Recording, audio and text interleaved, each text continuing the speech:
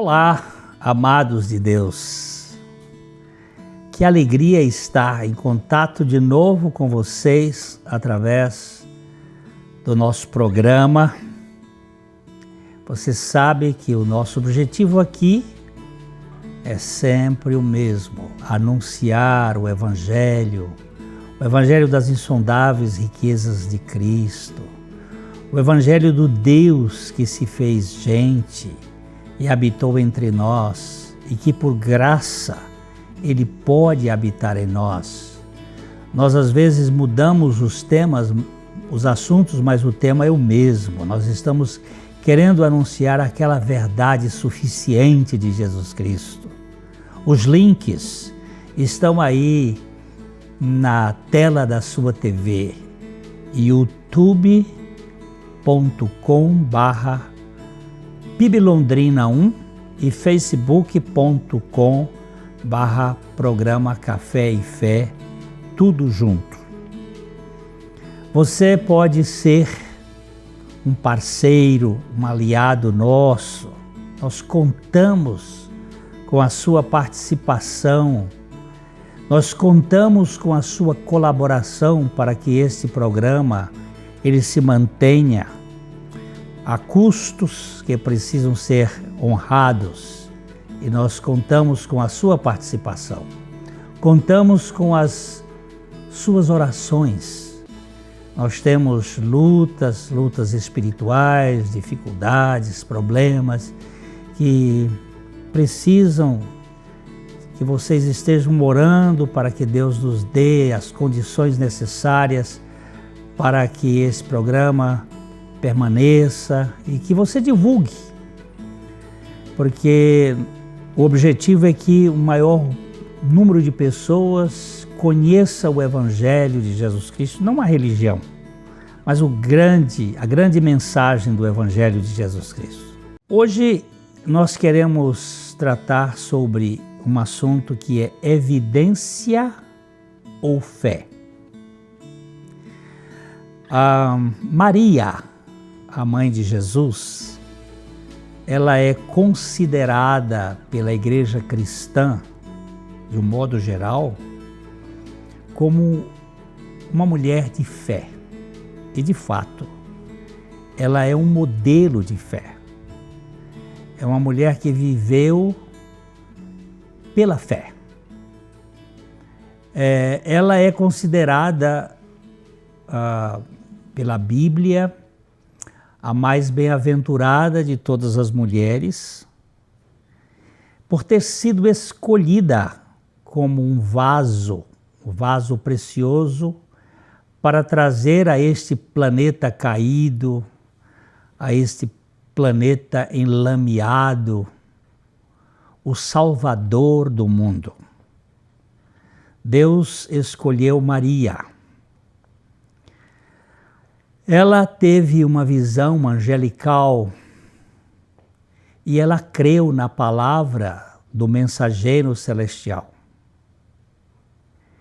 entregando-se ao cumprimento de uma profecia que apontava para a semente da mulher.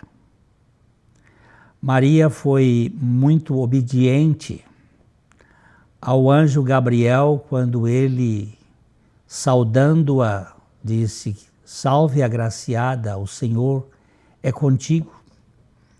Bendita és entre as mulheres." E Maria, ela se comportou como uma pessoa que cria na palavra do anjo como palavra de Deus. Ela seria a mãe daquele que viria esmagar a cabeça da serpente, ainda que ele fosse ferido no calcanhar. É uma profecia do Velho Testamento. Logo ali no livro de Gênesis, no capítulo 3, no verso 15, o Senhor Deus, falando com a serpente, ele colocou ali uma profecia que é chamada também de proto-evangelho, ou o primeiro evangelho, a mensagem bem clara do que seria o evangelho. O texto de Gênesis 3,15 diz assim: farei que haja inimizade entre ti, Deus falando com a serpente, e a mulher, e entre a tua descendência e o descendente dela. Ele, o descendente da mulher, te ferirá a cabeça da serpente, e tu lhe ferirás o calcanhar. Você preste atenção que aqui está um diálogo de Deus com a serpente, e que ele disse: farei que haja inimizade entre ti e a mulher, entre a serpente e a mulher, e entre a tua descendência, isto é, a descendência da serpente, e isso parece muito pesado, mas esses descendentes da serpente somos nós, a raça de víboras, a raça da serpente, os nascidos de Adão, portadores do veneno do pecado, da altivez, da arrogância. E ele diz que porém inimizade entre ti e a mulher, entre a tua descendência e o seu descendente, ou seja, o descendente da mulher, que é Cristo. Ele te ferirá, Cristo ferirá a cabeça da serpente, e tu, serpente, lhe ferirás o calcanhar. Maria foi este vaso escolhido para ser a mãe daquele que veio esmagar a cabeça da serpente. Maria é cantada e decantada em prosa e verso como sendo a mãe de Deus, coisa que, do ponto de vista teológico, ela não foi a mãe de Deus. Este foi um dos problemas que acabou gerando a divisão entre a Igreja Católica Romana e a Igreja Católica Grega, ou entre o cristianismo do Oriente e o cristianismo do Ocidente, lá pelo século VII, até o VIII. Então houve essas divisões, e que culminou no século XI. Creio plenamente que Maria, a mãe de Jesus, o Filho do Homem, a plena encarnação divina, ela era uma mulher especial, mas ela era uma criatura, não podia ser mãe do Criador. É uma discussão teológica que teve grandes repercussões, e nós precisamos observar o caráter de fé de Maria. Em minha concepção teológica, eu tenho a maior consideração e apreço pela vida de Maria, embora eu não a vejo como a mãe de Deus, nem como corredentora. Eu vejo como o vaso mais precioso usado por Deus para trazer ao mundo o Salvador, Jesus Cristo, nosso Senhor. Agora, o que me chama a maior atenção em tudo isso, da história de Maria, da família de Jesus, é que pouco se ouve falar da fé de José, seu marido. Eu tenho procurado ler alguma coisa sobre a vida de José, mas não tenho encontrado muitos escritores e teólogos que tratam de fato desta fé substancial da vida de José. Parece que José fica meio escondido atrás da Maria e quase passa despercebido. E eu hoje gostaria de abordar um pouquinho aqui. Eu vejo neste homem uma fé tão significativa, que ouso dizer que ela não teve fé mais robusta do que ele. José teve uma confiança maravilhosa. Maria creu no anjo quando lhe disse: você ficará grávida do Espírito Santo. Ela creu. E quando ela ficou grávida, não foi tão difícil ela saber, pois nunca ela tinha tido nenhuma relação sexual com nenhum homem. Ela sabia disso, isso era um fato. E quando ela se percebeu grávida, ela viu que aquela sua fé tinha se tornado evidente, se concretizou. Ela era virgem e jamais copulara com ninguém, nem fizera qualquer tipo de inseminação artificial assistida, pois na época não havia essa possibilidade. Como é que ela iria ficar grávida? Ela ficou. A Virgem Maria era o cumprimento da profecia de Isaías 7,14, que diz o seguinte: por isso o Senhor mesmo lhes dará um sinal. Vejam, a Virgem ficará grávida, ela dará à luz um filho e o chamará de Emanuel. Foi claro, ali aconteceu, Maria ficou grávida. Ela constatou a palavra que lhe foi dada. Maria creu na palavra do anjo Gabriel, mas quando ela se achou grávida, ela simplesmente constatou. A gravidez dela era um fato para ela mesma. Agora, o caso de José foi bem diferente.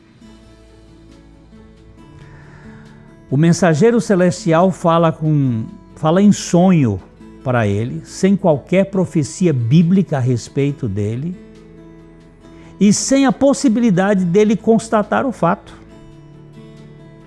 Por isso a questão aqui é bem mais complicada, bem mais difícil. Então, José não teve relações com Maria. A sua noiva está grávida.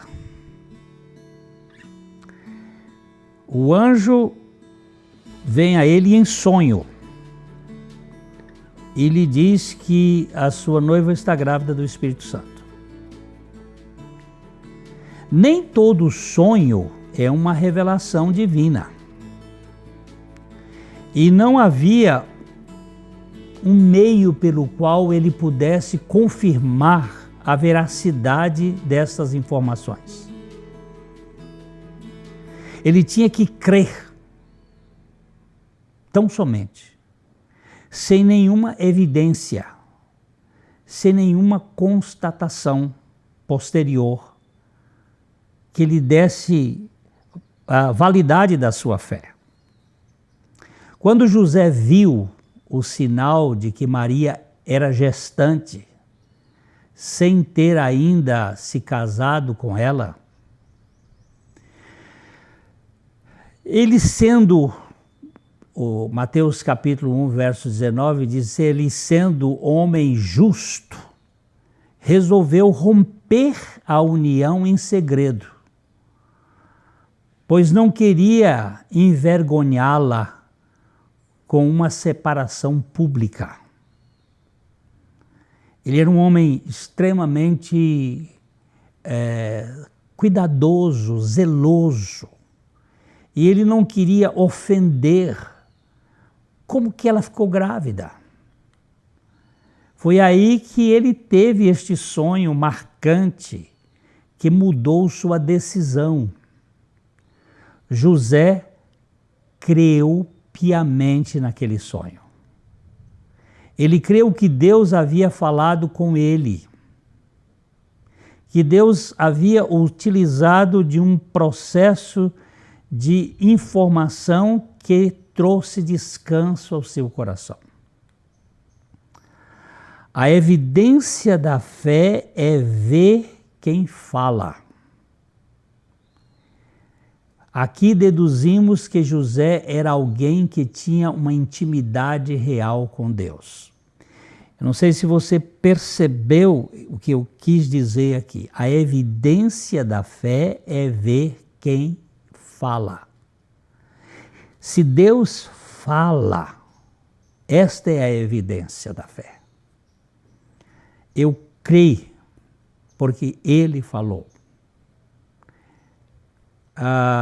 Maria ouviu a voz de Deus e creu, mas ela pôde constatar a evidência do fato.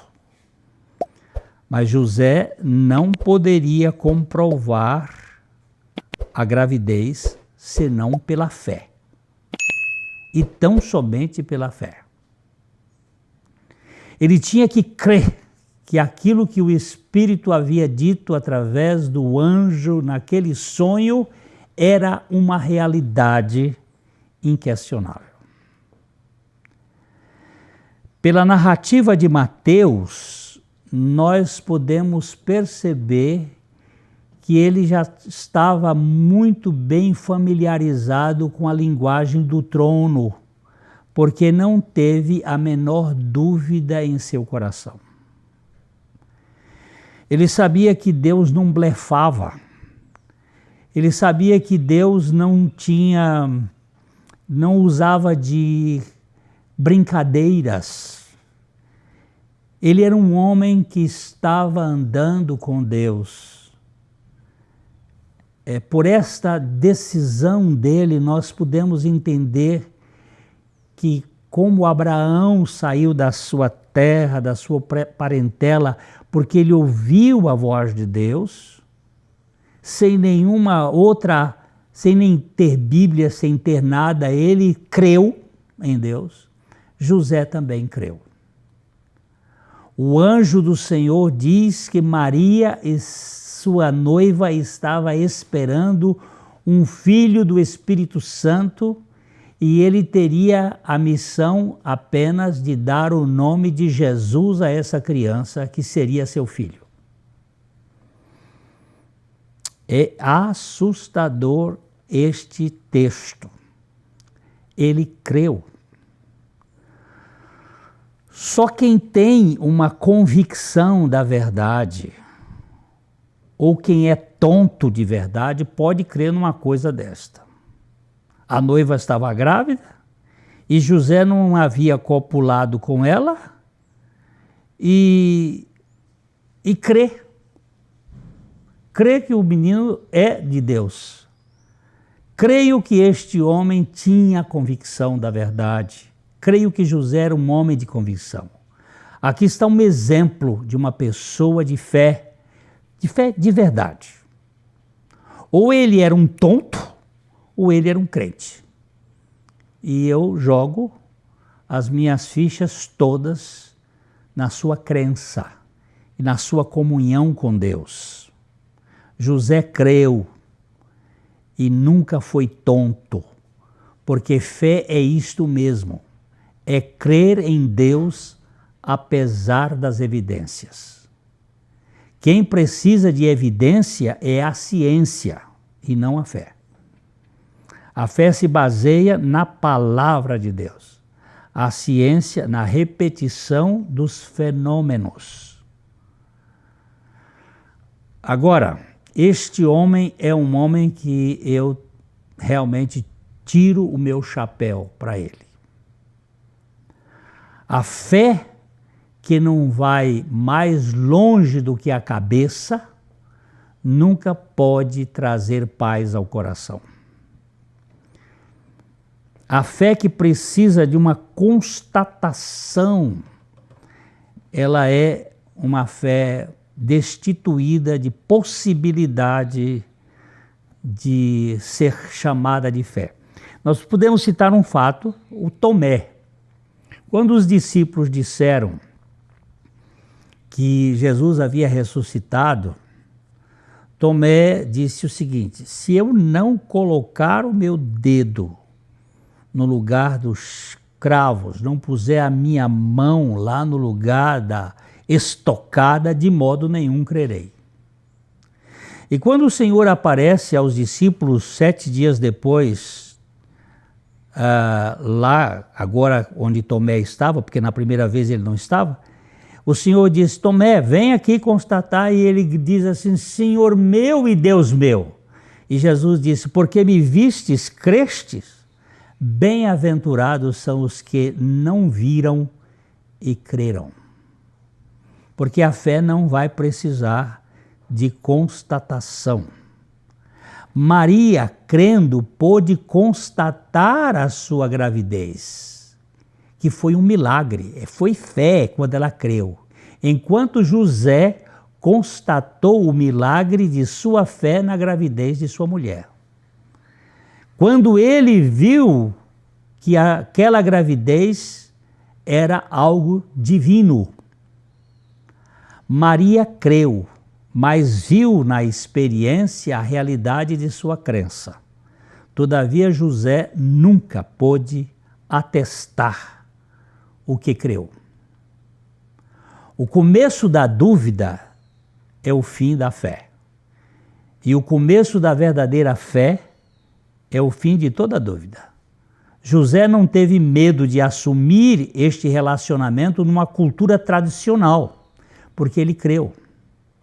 Nenhum homem em sã consciência, senão movido por uma fé verdadeira, faria isso que José fez. Ele foi além, recebendo sua esposa grávida sem a sua participação. Elizabeth Elliot disse uma frase muito interessante: você nunca entenderá por que Deus faz o que faz. Basta crer nele, e isso é tudo o que é necessário. Aprendemos a confiar nele como ele é. O arcebispo de Paris, no século XVII, François Fenelon, ele afirmou uma coisa interessante: a fé edificada sobre emoção está baseada em alicerces muito sujeitos a alterações. José creu, e creu no Deus que tem palavra. A autoridade da fé é a revelação de Deus. Quando nós assentamos firmes nos fundamentos da palavra revelada pelo Espírito Santo, então a segurança da fé toma conta de nós. Meus amados, creiamos como José, com fé simples. A fé que Deus gera em nós por meio da sua palavra. A palavra de Deus diz que eu estou crucificado com Cristo, que eu não vivo mais, mas Cristo vive em mim. Eu não posso constatar isto, mas eu creio nisto. E isso se torna uma experiência real no meu coração. Assim como José, que segue pela palavra, que tem uma visão do que Deus diz e crê e descansa, a nossa observação aqui para você: creia na palavra de Deus, que você tem uma experiência com Cristo pela sua morte e ressurreição, e isso vai lhe dar descanso. Eu quero encontrar você no nosso próximo programa, e aqui fica de coração para coração, no caminho da fé, mediante a palavra. Até lá!